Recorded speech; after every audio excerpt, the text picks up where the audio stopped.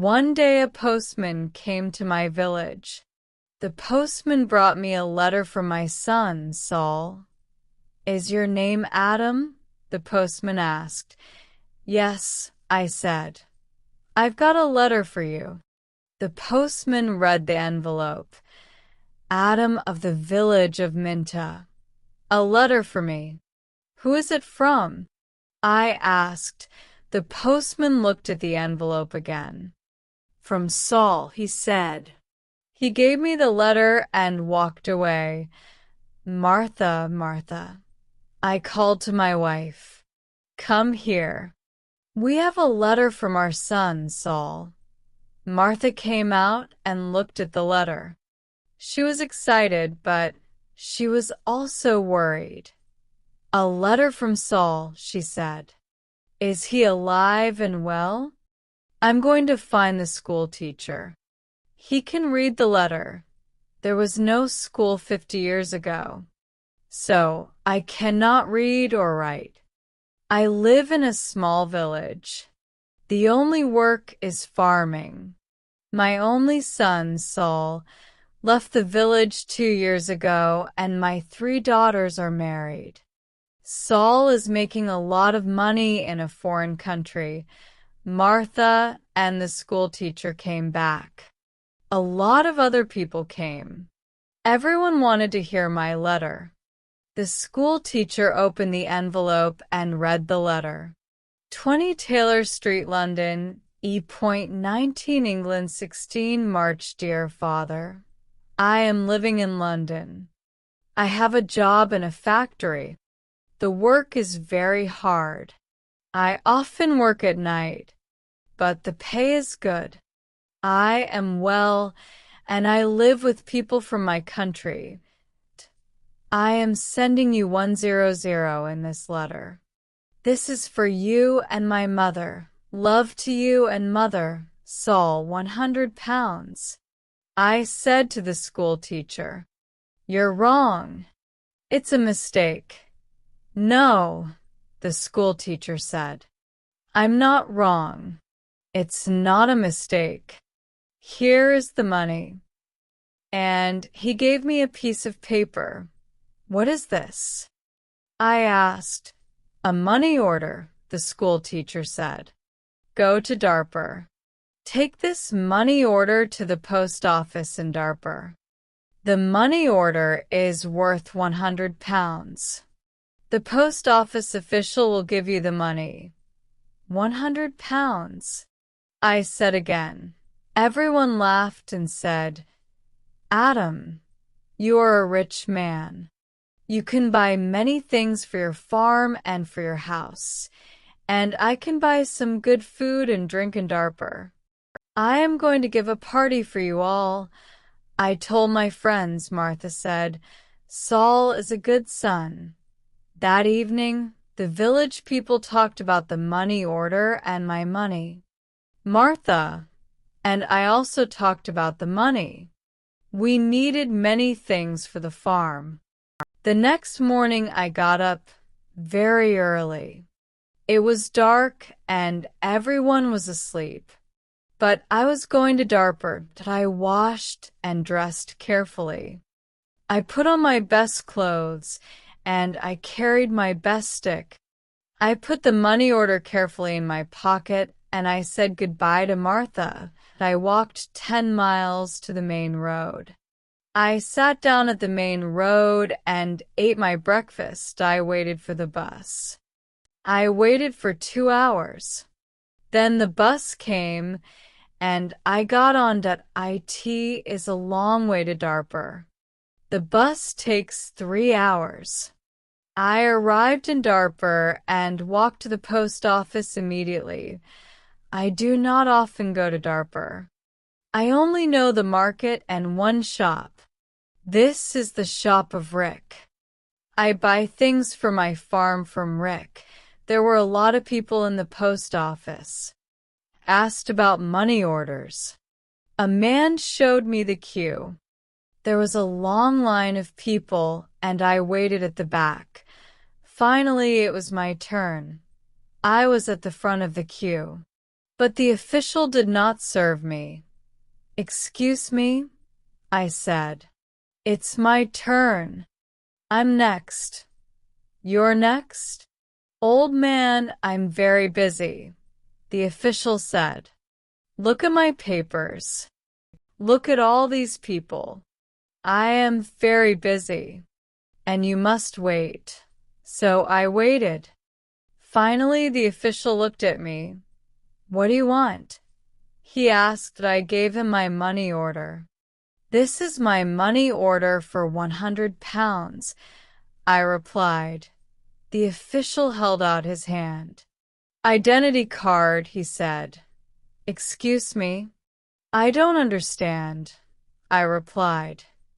"Your identity card," the official said again. "Give me your identity card." "What is an identity card?" I asked. "I can't give you any money for this money order. First, I must see your identity card. Your identity card gives your name and your address. Your identity card describes you. There is a photograph of you in your identity card. I don't know you. Who are you?" The official was a little angry, but I was also angry. "Who am I?" I said. "Everyone knows me. I am Adam of the village of Minta. I haven't got an identity card, and I don't need an identity card." "Old man, I'm very busy and you're very stupid," the official said. "Who are you? Where is Minta? Give me my money. Give me my 100 pounds, I said. The official looked angry and said, "Show me your identity card." "I don't know you." The official gave back my money order and he turned away. "Where can I buy an identity card?" I asked the official. He did not speak to me. He did not answer. "Go to the Ministry of the Interior," a man said. He was standing in the queue, and he told me the way. An identity card. I walked to the Ministry of the Interior. I waited in another queue. I spoke to another official. I asked for an identity card. "Fill in this application form," the official said, "and bring the form and 3 photographs of yourself and 2 pounds. Come back tomorrow." "Tomorrow?" I said. "Can I have an identity card today, please? I live in Minta. I live 5 hours' journey from Darpur. I'm an old man. Yes, come back tomorrow." And the official turned away. I walked away from the Ministry of the Interior. I walked to the market. At the market, I looked at everyone. I was looking for a man from my village, but I could not find a villager. So then I walked to the shop of Rick. I spoke to Rick. "I want an identity card," I told him. "But I need 3 photographs of myself." "I see. You need some photographs." And he showed me the way to a photographer. I found the house. The photographer was asleep, but he came to me quickly. The man's clothes were dirty and he looked tired. "I need an identity card," I said. "I want 3 photographs of myself." "Yes, you want 3 photographs of yourself," the photographer replied. "And I take very good photographs. Come and see my camera." We walked into his room. In the middle of the room was a large camera. "This is the best camera in Darpur. This camera is very, very good," the photographer said proudly. "I've never seen a camera," I said. "I don't know about cameras. Hurry up and take a photograph of me." "Please do not hurry me, old man," the photographer said. "I am an artist, and he gave me a mirror and a comb. I don't want a mirror, I don't want a comb. Please take my photograph. I'm going to Minta this afternoon. And I'm in a hurry, I said. Yes, he said. But first the price. This is the best camera in Darper, and I'm the best photographer. 3 photographs will cost you £2.50. £2.50. And I laughed. £2.50, and pay me now, please, the photographer answered. I did not know the price of photographs. What could I do? Then the photographer said, You are an old man. For you, the price is £2. So I gave him the money, and he took the photographs. Come back tomorrow morning, he said. I want my 3 photographs now, immediately, I said.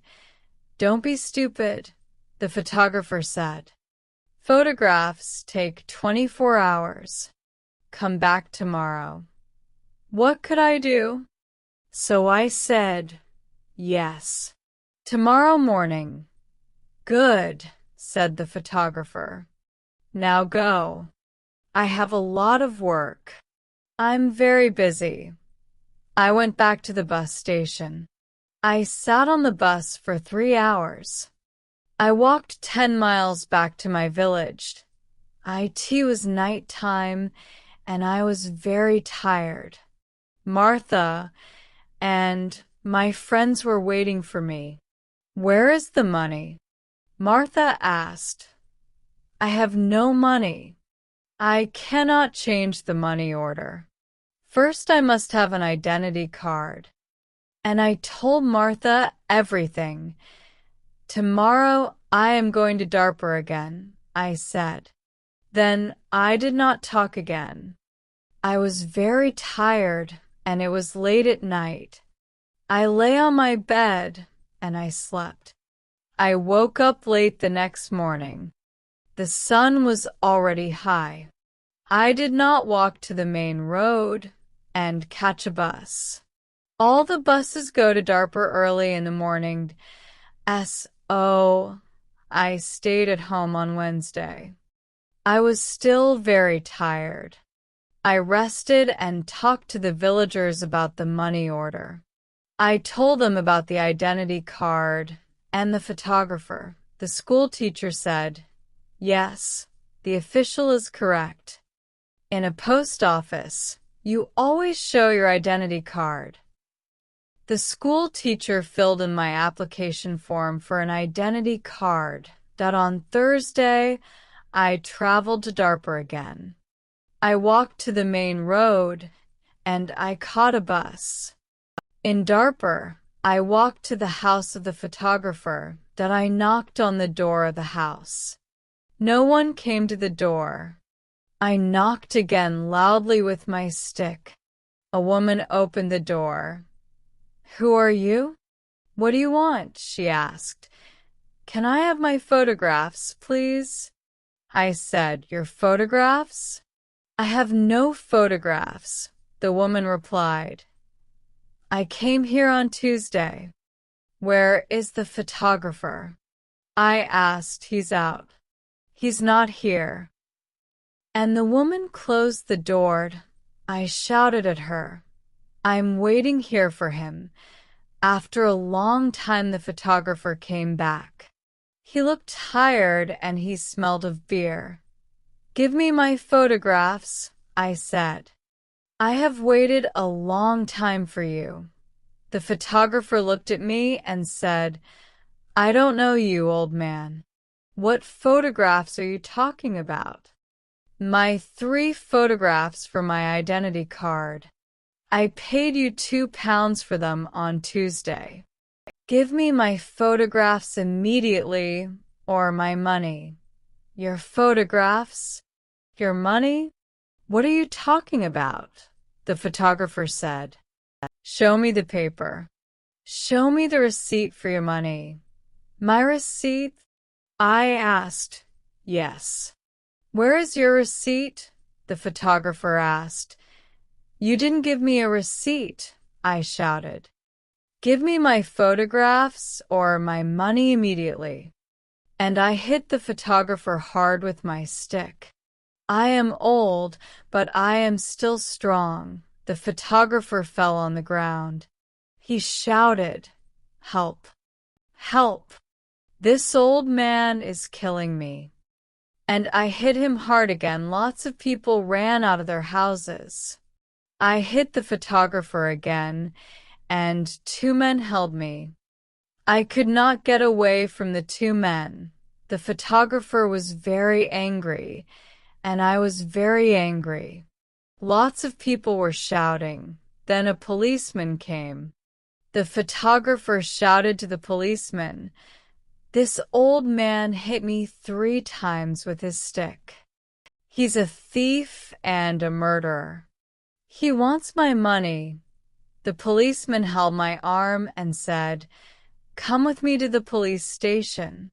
I did not say anything. We walked to the police station. At the police station, the policeman asked me, "Did you hit that man 3 times?" "Yes," I said. "He didn't give me my photographs." "Show me your identity card," said the policeman. "I am Adam of Minta Village," I replied, "and I haven't got an identity card."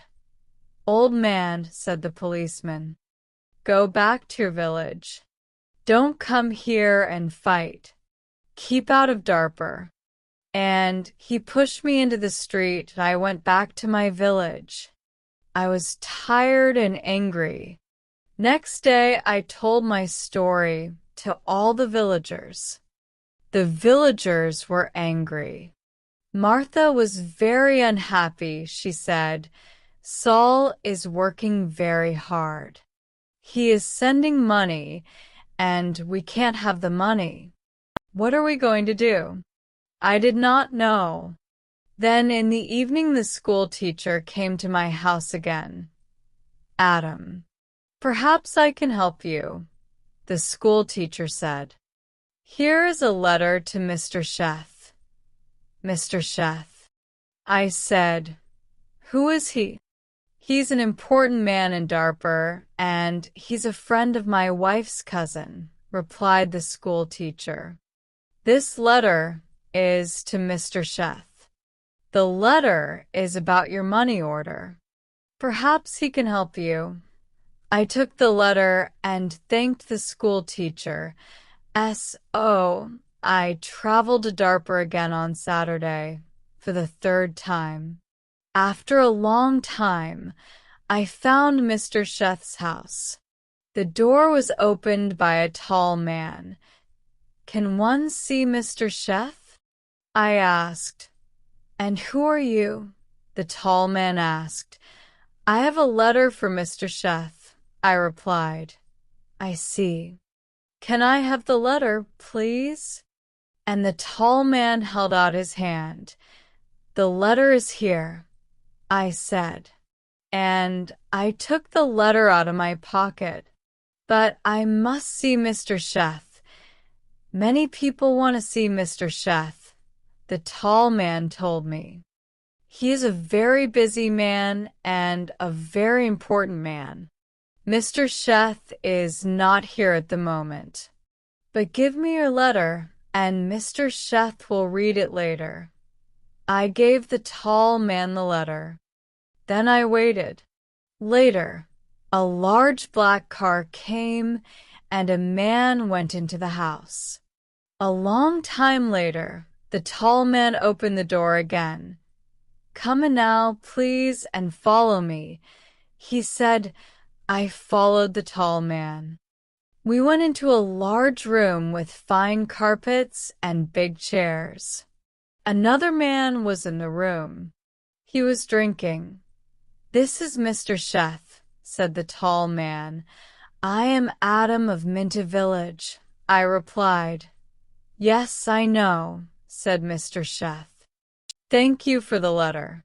I hope I can help you. I like to help people. Please sit down." Mr. Sheth smiled. His clothes were new and smart. "Thank you," I said. "Can I see the money order, please?" Mr. Sheth asked that I took the money order out of my pocket. By now, the money order was dirty and looked very old. I gave it to Mr. Sheth. "This money order is for £100, I said. "My son sent it from a foreign country." Mr. Sheth unfolded the money order and looked at it.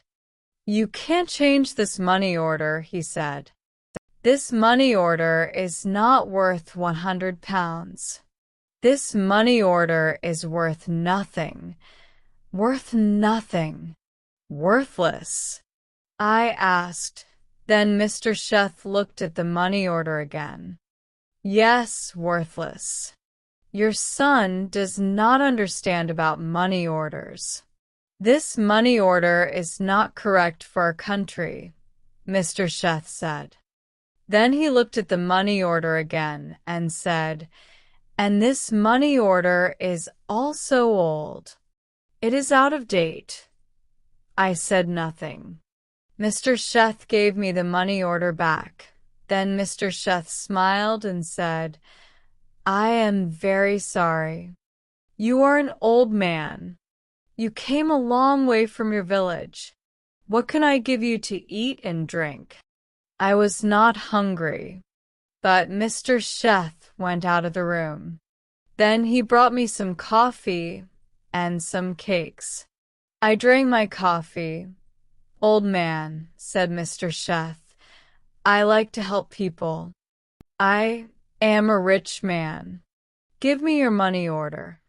I gave my money order to Mr. Sheth. "Yes, this money order is worthless," he said again. "But I am going to help you. I am going to change this money order for you. I am going to give you some money." Mr. Sheth went out of the room. I felt very happy again. After a few minutes, the tall man came into the room. He gave me an envelope. "This is from Mr. Sheth. You can go now," the tall man said. I went out of the house. I walked along the road to the bus station. I opened the envelope and I took out my money. I counted the money. It was £10. I thought about my only son, Saul, that my son, Saul, had sent me a money order for £100. Mr. Sheth had given me £10. I felt old, and I felt poor again.